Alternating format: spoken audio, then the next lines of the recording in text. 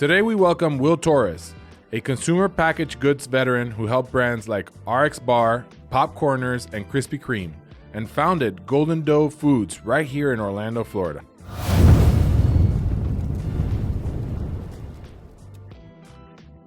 One of my mentors, he had some Krispy Kreme stores, and I've always wanted to get into the donut business because I think it's such a profitable business. And then you mentioned that you were in the Krispy Kreme business, and I was like, whoa, I gotta learn from this guy. And you play golf. Yeah, so I graduated in 2006 and went up to the New England Pro Golf Tour, played up there, then came back and played the Hooters Tour, which was a big mini tour at the time. I want you to explain the process of how you got into the game of golf, because it tells us how you become an entrepreneur and what you bring from the golf game into entrepreneurship, which I think a lot of people don't know, that the discipline that it takes and requires to be a professional golfer kind of helps you in other things in your life if you decide not to go that way. It's almost like the military, right? Okay. You have discipline, and then you go into business, you follow that discipline through. So, I mean, I got into golf at the age of 14. One of my mom's clients, her son, she's like, oh, they're the same age, they should hang out, whatever. They lived in Alaqua, a place over in Lake Mary, and behind their house was the 7th hole on the golf course. And one day we're like playing basketball, doing whatever, and he's like, hey, do you want to go hit some golf balls? And I'm like, sure. Like, I had no clue, right? And so we must have played that hole, like I told you earlier, man. If it wasn't 100 times, it was none that afternoon. And I was hooked. Yeah. It was like, just trying to figure out how this worked, how you make this little thing hit the ball. And right. And from that point forward, I was the range rat. And, at the time, I didn't grow up from a privileged background. I was privileged in the sense that I had a family that loved me and would do whatever to help us move forward, right? Right. But, I was like, hey, Mom, Dad, I want to play some golf. And so from a garage sale, we got this set of golf clubs, and it was probably like a Blade 7-iron, and it's like putter from a putt-putt place, whatever. Sure. And I was like, no, Mom, like, I want to play this event coming up that's at this golf course where Alaqua, where Greg lives. And she's like, okay. So, we went to Sam's Club, and we got the whole starter set thing that they do over there, and off I went. She dropped me off, and I was, just happy. I'm going to go play this game and play this tournament. Shoot 134, man. It was probably one of the most humbling experiences of my life. I'm watching all these scores come up. Think about 134. Think how many doubles and quads you got there. So poor kids that played with me that day.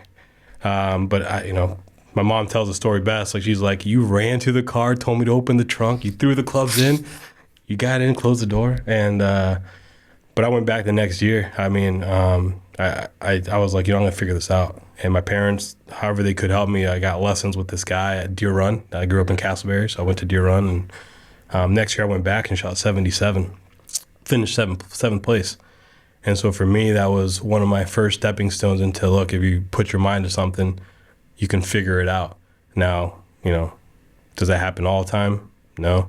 But for me, once I'm into something, right, I'm full bore. And then you eventually obviously tried it, and then you figured out, well, I'm not going to be good enough to actually make it on tour. And then what happens? Because that's a shift. I mean, that's a big shift. You got to kind of realize that, hey, I'm not going to make it doing this shit. This is my dream, though. Yeah.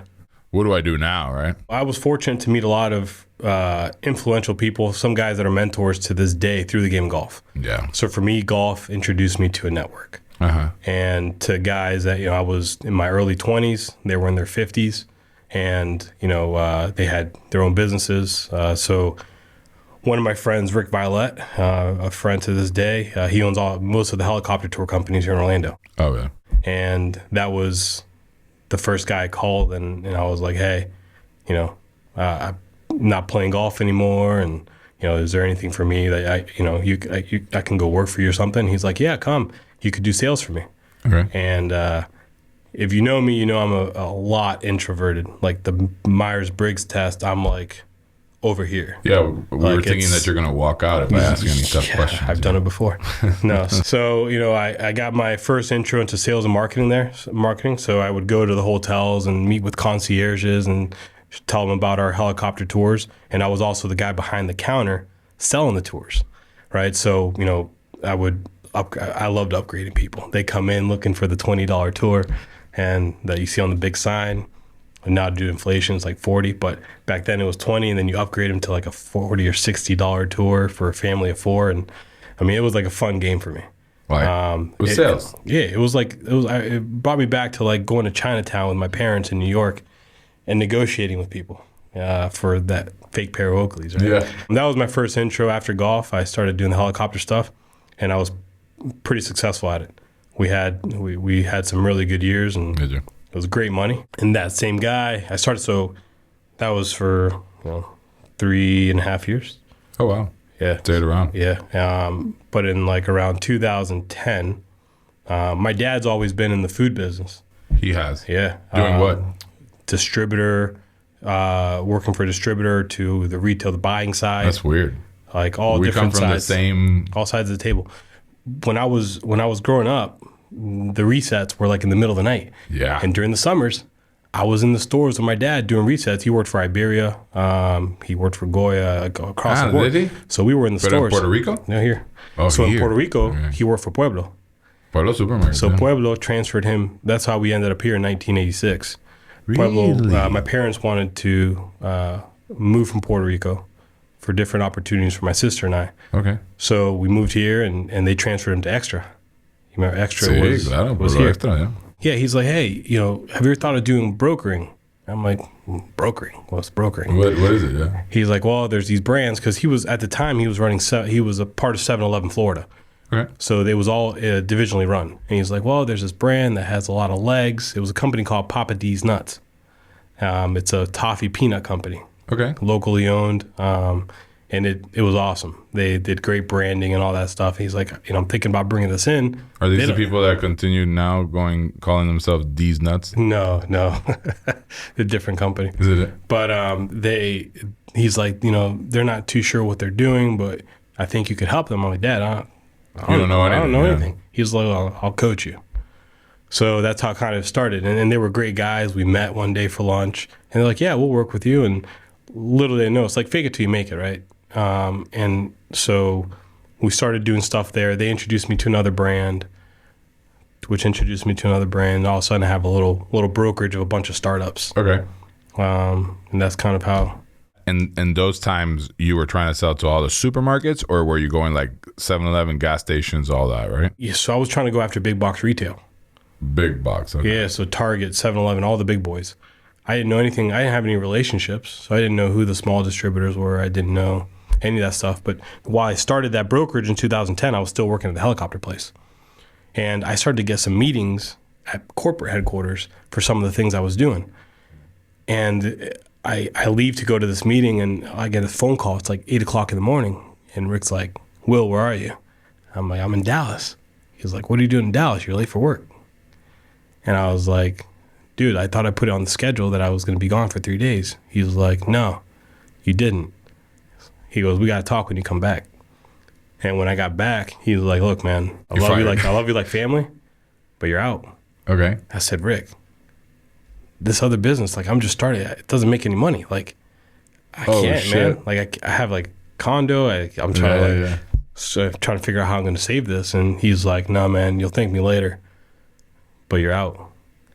And that was probably the biggest turning point. You don't know where you're at till your back's against the wall. And you mean till they fire you like that? Yeah. No. So I'm like, holy shit, how am I going to pay my rent? How am I going to pay this car? Was this in 2010? 2010, almost 11. How am I going to pay my car, my rent? So broke my lease, moved back in with my parents. Okay. In my mid-20s. I'm like, oh, this is great. But I went full bore with the brokerage. Started going to trade shows, doing all kinds of stuff, and slowly but surely started building a portfolio. How long did you do the brokerage before you go into your Krispy? Into your Krispy? 2015, it kind of turned. And 2015 was an interesting year because I had this brand called Cherry Bundy. It was a tart cherry juice, or is a tart cherry juice. And that was probably one of the companies I learned the most from, of things that I thought were great, Like I learned a lot about sales and operations. I also learned about leadership styles. There I was fortunate enough to be under and learn from two guys, one that was a president of Odwalla for PepsiCo, and the other one was ran Coca-Cola for Las Americas, like all the bottling groups. Oh, wow. So these are two big guys. heavy hitters that got brought in by private equity to grow this juice company. And so, I mean, I learned from one of them true leadership and servant leadership, and from the other one, the hard knocks leadership style. And the, how did they differ? One was the CEO, so he ran the show. Okay. But how they differ? So I'm saying like the CEO had this hard knock probably mentality. No, he's the servant guy? He's the servant leader. Like you're going up that hill, and he's coming up. Then he goes to the bottom, starts pushing people up. Okay. Then you had another guy that hey, if you got to the top and you were struggling, he'd just end you. Right. Really? Yeah. But he was also great. One of the kindest people. Just his leadership style was totally different, and I learned from him probably more than I've learned from any other person I've worked for. Why though? Things that I didn't want to do, things the way I didn't want to do things. Oh, really? Because you always know what you want to do. What do you think is right? What you think is right. Because your values are aligned to this certain way of leadership, right? And like I said, I learned a bunch from him too. I learned a lot about operations. He was a great operator. But there were certain things that he did that I just didn't want to do or be. Is there anything that you can recall to this day that he did that kind of made a really big impact in your leadership style? The I mentality. The I? The I mentality. He just thought about himself? So anything that happened good, it was I. Anything that happened poorly, it was you. I believe in that team mentality. There's still you within that team. But at the end of the day, it all ends with you, falls with you. If you're the leader of that business, it's your responsibility. It's we. It's we. And it was a great lesson for me. I'm very careful in the way that I write emails or talk to people. Not careful in the sense of like I'm going to offend somebody, but just it's always about inclusion. Like this morning, I sent an email to my team, and it's always without them. This is not going to work. Yeah. Right. Even my sales guys today, I tell them, if this thing goes, like this new business goes, you guys are all going to make good money. It's because of you guys. It's not because of me. And if it goes down, it's because of me because I didn't have the right idea. Right. So I didn't push you right. Correct. So, so 2015, like I said, was an interesting year. I was working for Cherry Bundy at the time as a broker. And it got to the point where they kind of felt I was making maybe too much money on the brokerage side. So it was almost like an ultimatum. Come work for us. Here's your comp package. You're no longer just going to be a broker collecting commission. You're a company, but you can't do these other brands that are in your brokerage. You're a dedicated employee. And so I went to my wife. At the time, I have an 8-month-old daughter, okay? My daughter was born in January of 2015. Okay. And I said, Ash, this is what they said. This is what's going on. This is what the options are. She's like, what are you going to do? I said, I think I need to take it. She goes, why? Are you scared? I said, what? And I said, Boom, well, I said, well, we have, I love that. We have, Zoe's 8 months old. Like, this is the biggest piece of our income. And mind you, it's the biggest piece of our income, but we're probably $100,000+ in debt. Okay. She's like, no, we're not doing it. We had a phone call with, her family. I had a phone call with my parents, and just to talk it through, right? Like as advisors. And what did her family say? We'll support. We'll help you guys out if it doesn't work out, but don't do it. Don't do it. Oh wow. And my parents are. It's a different school. They're more conservative. Like, sure. I know what your parents came back saying. Go get that security. Job. You have a daughter, right? And both want the best, right? But I ended up not taking it, and it was only a matter of months later that I get a phone call regarding an opportunity to consult for Krispy Kreme. Okay. And had I taken that job, you weren't getting that phone call. Or if I did, I probably would have said no. And the reality is, had I stayed with the company, Cherry Bundy, I probably would have been fired in less than 6 months. I'm not a good employee. Why fired though? Is that company still around, or did they push it? Did they push it along? Yeah, they're still around. They're doing well. Oh, they are. But I'm just not a good employee. Don't worry. I'm a terrible employee. Yeah, I like to run at my own pace. Yeah. I also don't like to be treated like an employee. I treat everybody as they're a partner. They're part of this team. So the word employee to me doesn't exist in our culture at Golden Foods today. It didn't exist in TSW Foods, where we held the rights to Krispy Kreme. We were all a team. A little bit of the history there. Then you become an advisor for Krispy Kreme, or is just explain that consultant? Yeah. So John Shelley, who's my partner in that business, he had been doing some stuff for Krispy Kreme as well for the military. That was his focus, the military channels. And the opportunity came up to consult, and we consulted for him. And he was the gray hair. I'm the 32-year-old with all these crazy ideas. And all my ideas so they wanted to have national distribution. Sure. Right. Very much like Hostess or Little Debbie. Their current platform was direct store delivery. So you have this shop here. So they had the responsibility to deliver to the stores? Their shops, yeah. So like when you see stuff in Publix, sure, that comes from the shops. Yeah, from the shop down. So that's a big part of their business plan. Yeah, huge actually. Yeah. And they wanted to try to see how we could distribute this on a national level platform. And for me, 2010 to 2015, I consider that the extension. LTD Management Group, which was my brokerage, that was an extension of my bachelor's degree. And learning, building relationships, learning about manufacturing, supply chain, packaging. And those are all the things that were necessary to execute a program like what Krispy wanted to do. Right. So what started off as consulting turned into owning the brand rights to Krispy Kreme for North America.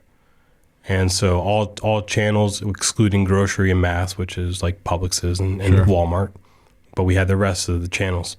So you were supposed to sell to small stores, the distributors, stores, whatever. The distributors, the retailers. So like, were you getting that for the stores then? So you were doing that work basically for all their units? No, not for their units. So their units were separate. Those kept operating the way they were operating. Were you manufacturing though? We were doing contract manufacturing, and then from soup to nuts, we ran everything.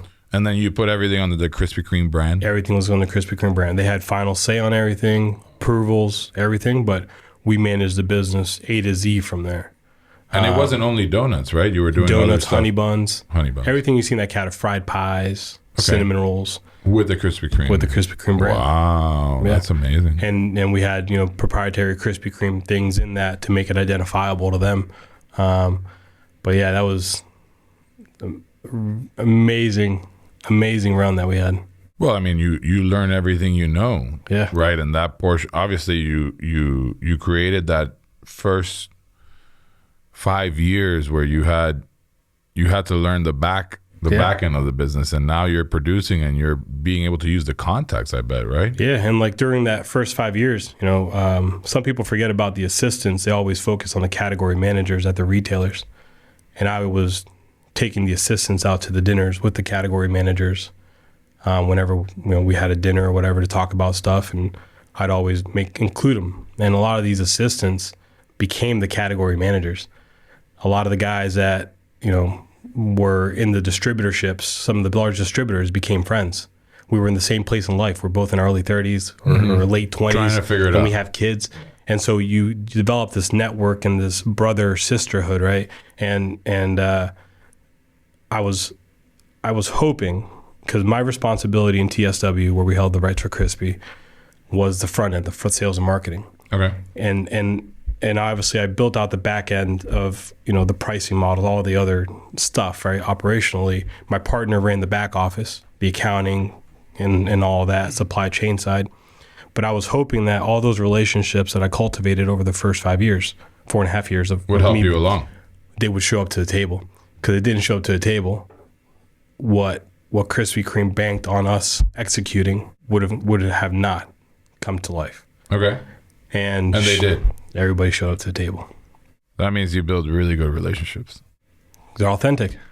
Authentic. Yeah. That's big. Yeah. People don't know that that's, I mean, there's certain moments in your life that you're obviously building these relationships that are really authentic. I mean, some people build them inauthentically by just taking advantage of that situation. But I mean, it's tough to develop that relationship over the years, and then hopefully, it pays out in the sense of you get some help. Yeah, I was never the guy, like, one, I didn't have it, but I remember seeing tickets flying on my dad's desk for floor seats at the Magic or whatever from different vendors. And yeah, sure. And for me, like, I've always been, one thing I've been is consistent in who I am. And if I'm not really into the vibe that you're like, I don't care if you run the whole company. I'm not going to sell you. I'll sell you, but I'm not going to go over and above and go out to dinners. I do that with people that I enjoy their company. Sure. And to this day, I do the same thing. Like, if I don't really enjoy a company, why am I going to dedicate time to you? Why am I going to do that? Yeah. I'd rather be at home with my family. Sometimes we get into all that, motion that you think that's what's really going to help you. And at the end of the day, it's not. Yeah. Like, you just have to deal with people that you like doing business with. That's it. And if not, you just keep moving. Yeah. There's more business down the street. Correct. So you did that. Yeah. Your leadership style in that company, was it different to your current leadership style? Same.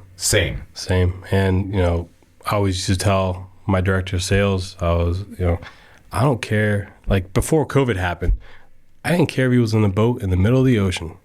As long as you're getting your work done and you're executing things, we're good. And, You weren't a helicopter boss? No. There's some helicopter bosses.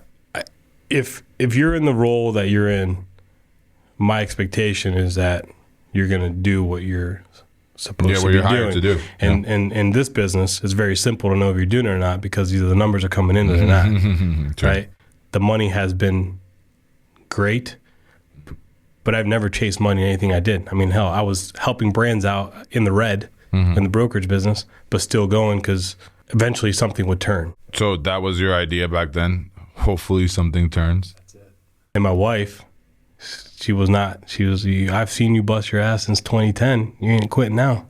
Really? Yeah. So when you decided to make the go ahead to Krispy Kreme, was she supportive of it? Oh yeah. I mean, we had so many ups and downs in that process, because like, we have the contract, we don't have the contract, we have the contract. Really? And then finally we executed the contract in December. It happened really fast. It was like December, January. It felt like it took forever, but it was actually rather fast. And they were like, hey, how long do you need to launch this thing? And I was like, I don't know, 6 months or so. We launched in 4 months. Because again, everybody that I had developed relationships with, from the manufacturers to everything, they were like, boom, let's go. Let's go. And off we went. I mean, my graphic designer that I met in 2010, who's with me to this day, making things that I come up with, bringing them to life. He was there. We were on the phone call we didn't have Zoom then, but on phone calls, it was, 2, 3 in the morning. And we'd be doing edits to packaging, because Krispy Kreme gave us the assets and said, you guys go with it. And we send it to Krispy Kreme in the morning. Well, obviously they're super busy there. They don't, we're just a tiny piece, not even a blip on their radar. And so their marketing team would look through it, put all the X's and revisions. 5 o'clock that night, he'd finish his regular job. We get back on the phone. Oh, really? Again, that was like 30 days. That's how we're able to finish all the packaging stuff. Yeah, because packaging is difficult. Yeah. That's probably the most difficult. It's more difficult than the product. Yeah, because you have so many things right there at the store. Sure.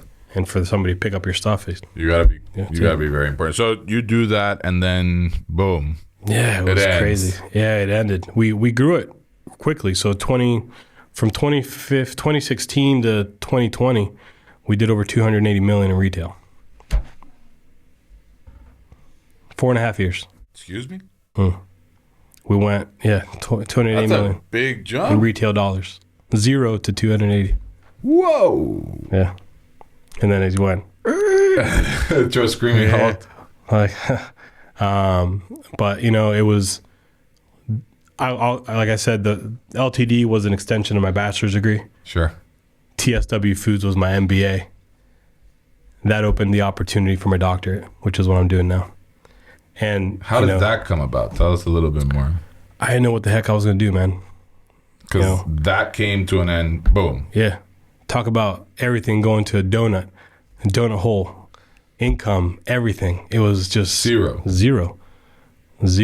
When the clock turned to January of 2021, as we're entering COVID, we're entering all this stuff, you mean January 2020? It ended in 2020, but 21, COVID was still happening. It still was. So you're trying to figure you're saying you're trying to figure your life out. Yeah. January 2021. Yeah. Whew. Clock turns. And I'm at this point, man, I'm pissed at the whole world, right? Something I built. I mean, I bled Krispy Kreme, and it was gone. It was over. It was done. And not because of you. Just because of, no, not because of us. Right.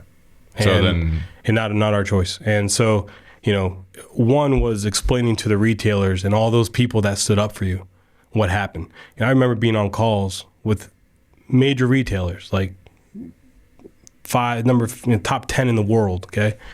And the category manager's like, you're going to have to talk to my boss. And I'm like, sure, whatever you need. I'm like, what's up?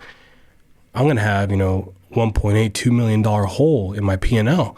I'm going to get fired. Holy shit. And I'm like, let me know who I need to talk to. Happy to talk to them. Really cool thing about that was that I not only was able to communicate with them and kind of share what happened for what I could share, but, I got to meet their bosses, which, again, when I'm doing what I'm doing now, plays another role. Right. But everything happens for a reason, man. That TSW Krispy Kreme experience changed my life. Sure.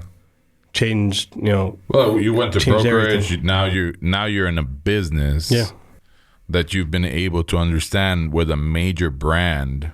Yeah. That made probably walking into that door just a bit easier, no? Yeah, it did.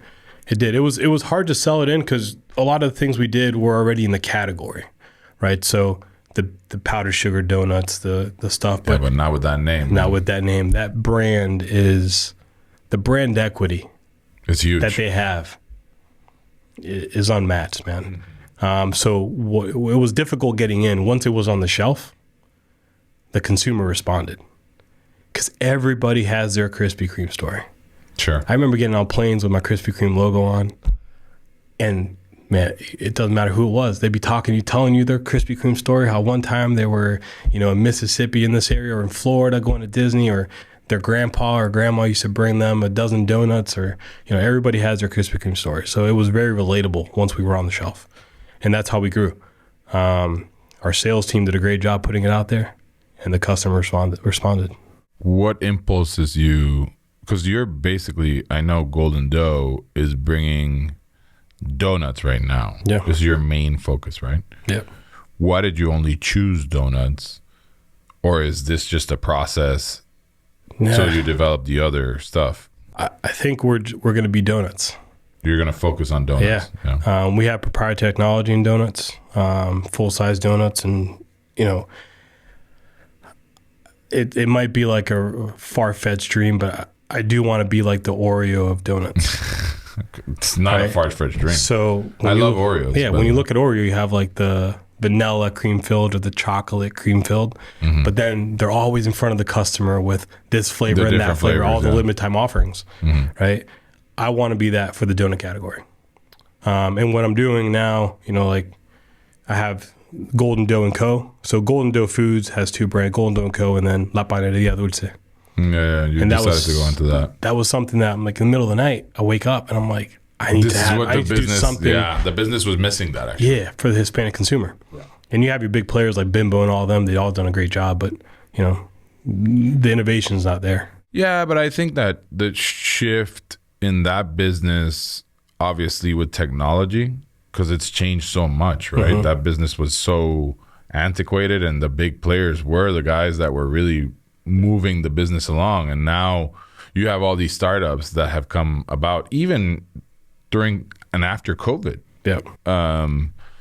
that a lot of people were just trying to be ingenious and try to figure out what to do and not to do. And, you know, the snacking business is huge. Oh, it's huge. I mean, if you look at just convenience alone, packaged pastries, so like honey buns, packaged donuts and all that, it's a $2.6 billion animal just in convenience stores. Wow. That doesn't include everybody else. And so I was just trying to figure out, you know, where are there open gaps?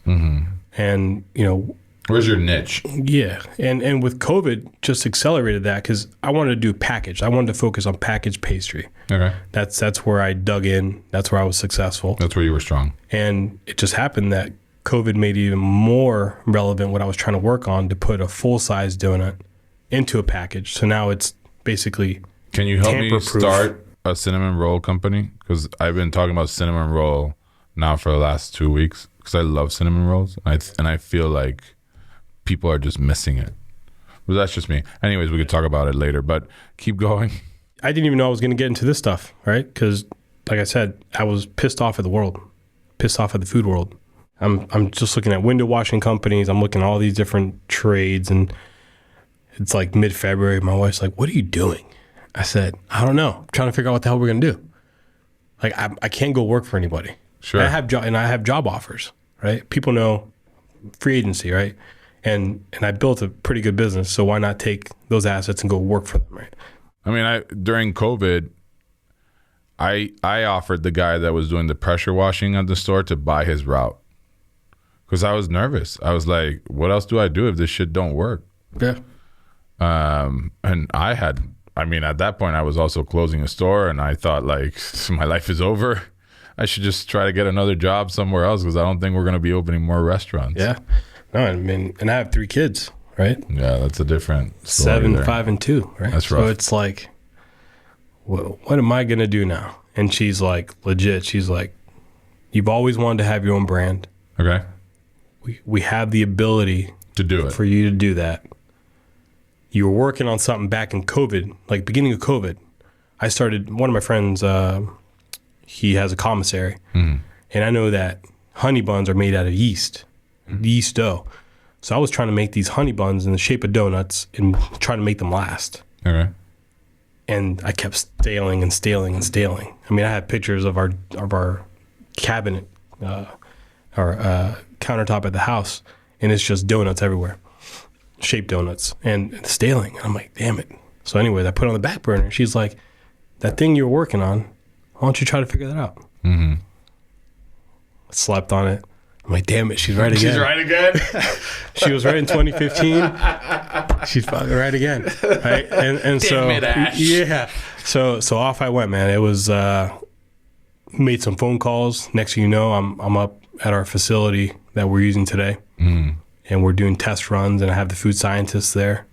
How long did it take for you to get a product that you were happy with from the moment you decide to do this? Thankfully to the team that we have. I know. They went all in. It was about 3 months. And then it was perfecting. In the background, I'm working on packaging. And I'm telling Matt, look, I want to see this, and this. And he puts it together. And then I print it out. And then I cut things out and I redo it. And the final packaging of what we're actually launching with, I sketched it on a blank piece of, we had a clear wrap donut. And I sketched it all in there, sent it back to him and said, I think this is what we got to do. And he made that thing come to life. And that's what's coming out in the market in the next few months. So this is a different story, right? Because this is all you. All me. You know how social circles can be, right? People wonder, oh, what the heck's going on? Because we sold our house. We were building our dream house. We stopped that in trust phase. Backed out of that, sold that. Did you sell? Yep. Cool. So we liquidated everything, and we're all in. I said, my wife's a badass. I mean, she's going to say, oh, she's going to pull this up anytime we have a little dispute and say, hey, remember what you said on that podcast? No, but... she's a badass. Yeah, but she is, man. She's ride or die.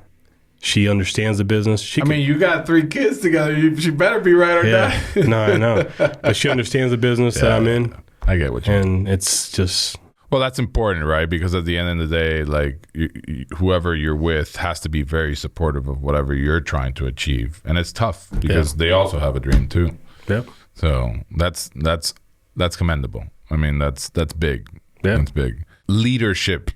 It goes back to leadership though, right? Because you were able to execute this in 3 months.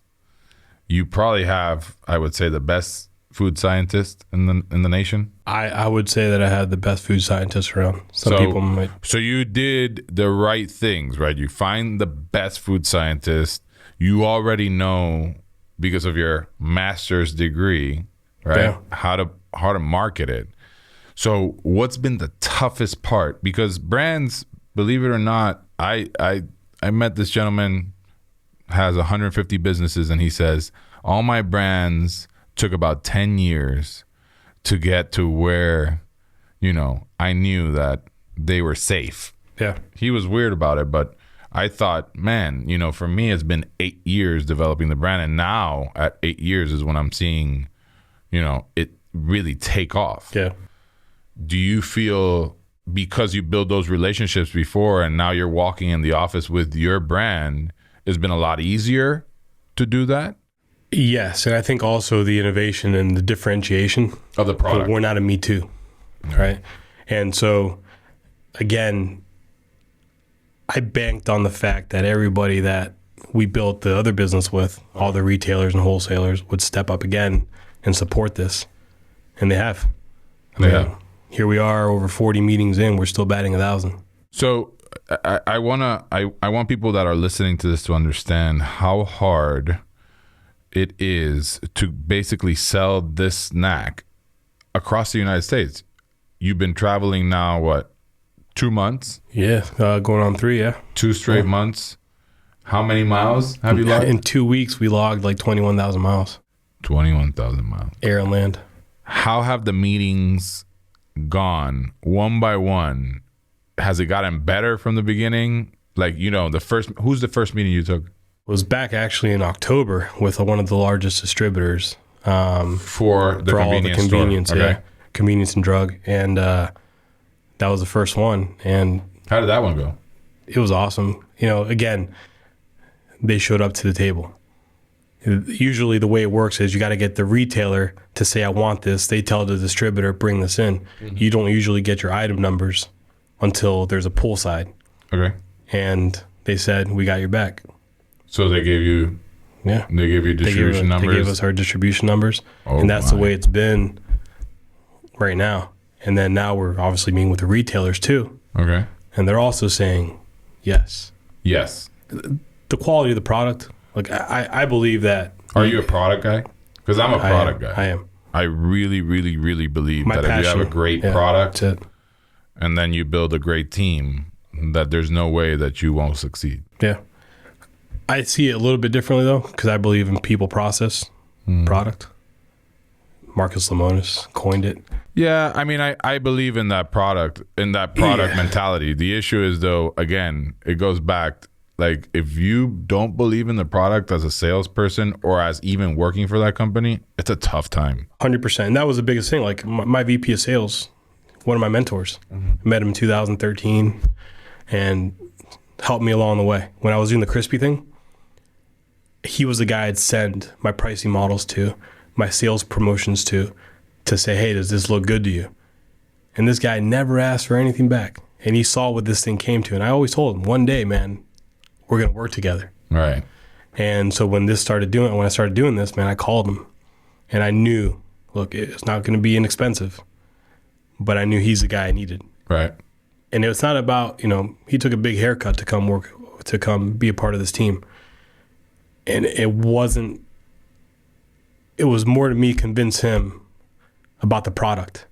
And I chased him. I flew to Indianapolis when nobody was going to a trade show because I knew he was going. Oh, really?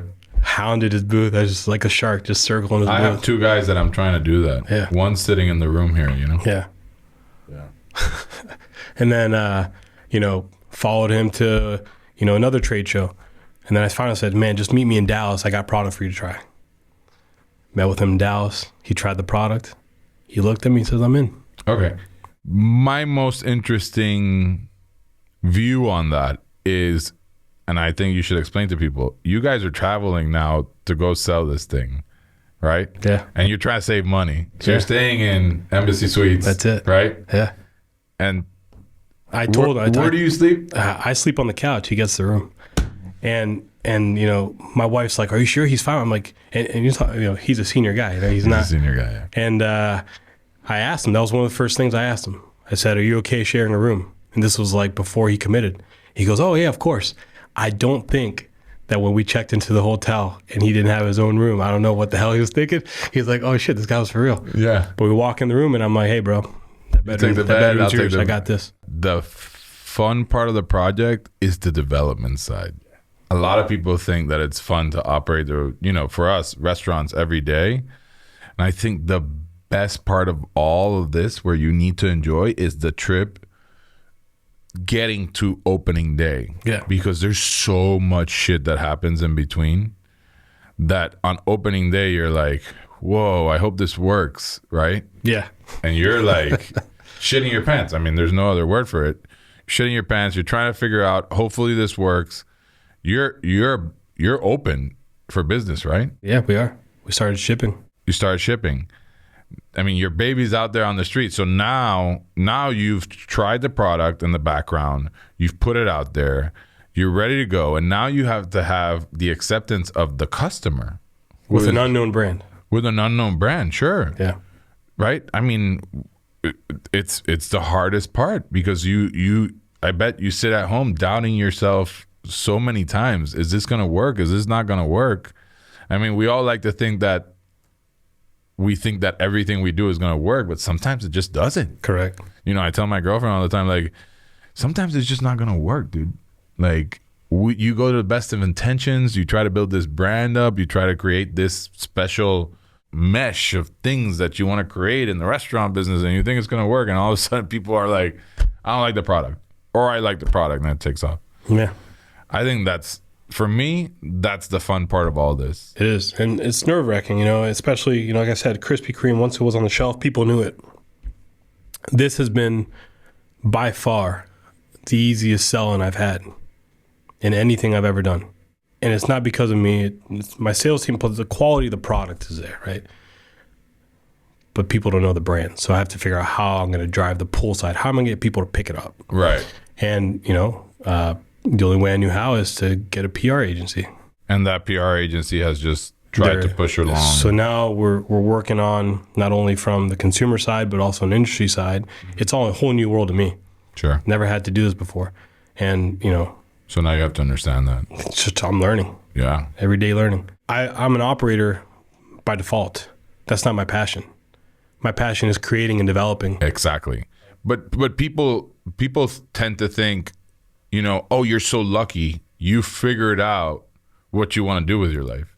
And they think that's your passion. And I tried it. I mean, listen, man, yesterday it was the craziest story. I was at this restaurant, downtown, Mexican restaurant. I go to the bathroom, okay? I'm walking into the bathroom, and this guy's coming out of the bathroom, and he looks at me, and he goes, "Pick Floyd's." And I go, shit. Like, but this guy was drunk, unfortunately. And all of a sudden he goes, "Hey man, I need to ask you for some advice." And I'm like, "I'm going to pee, bro." Like, he's like, "Yeah, I'd like to know what is the one thing that's been the toughest for you." And I go, "Sir, can you tell me exactly what business you're in? Because it seems to me like you're in the restaurant business." And he goes, "Yes, I'm in the restaurant business." And I go, "Your restaurant's not doing good, huh?" He goes, "It's not doing good." We got into it. And I go, "It's funny because I tried to buy that restaurant before you did. And you bought it. And I'm still interested. So let's talk." And that's opportunity in the bathroom. Yeah, I'm going to see it today. That's awesome. But it's just funny that, like, so random on a Sunday afternoon that I ran into a guy. It just works sometimes like that in business. And people don't understand that they think you're lucky or that you've put yourself in that position. And sometimes circumstances just come your way. I believe in circumstantial luck. So people have said, "Oh, this last thing, lucky." Bro, they don't know I was digging my teeth in. So that's the thing too, with people don't understand, and they're starting to see, I guess, on my end now, like I have very few friends for probably a reason. I'm just not that attentive. Like, I don't answer. You said the other, you don't fucking answer your phone. You're terrible at it. I know. And so, you know, it's not because No, I get it. for whatever reason, it's just the way I've always been. And people saw me in a certain light for the last 5 years. I was playing a lot of golf. I was doing certain things. And now I'm like not playing any golf, very, very rare. Mm-hmm. And they're like, oh, you don't hang out anymore. You don't this or that. Yeah, I gotta Listen, work. man, you didn't know me when I was doing this 2010 to 2015. Sure. You saw the upside. I met you during the upside. So it's back to the grind. This is very interesting. What I want to do, though, is I want to interview you in a year, because I like to see how the development of the brand and you as an entrepreneur, because this, I'm telling you, this is completely different to what I think you were doing before. Like creating a brand, yeah. I think it's just going to be such a learning experience, because before you were lucky in the sense that you had a brand that got you in the door. Correct. Right. I know you developed the product and you developed the system, but the brand really helped you get in that door. So 100%. I'm excited for you, man. I'm really, really fucking excited for you. And I hope we do business together, because I want to open Sugar Puppy. Sugar Puppy. Yeah. Be right. Okay. Not daddy. Sugar Puppy. Thanks for coming on, man. I appreciate it. Yeah.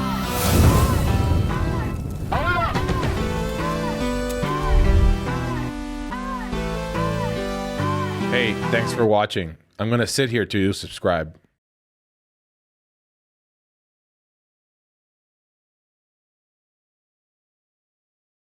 Hello?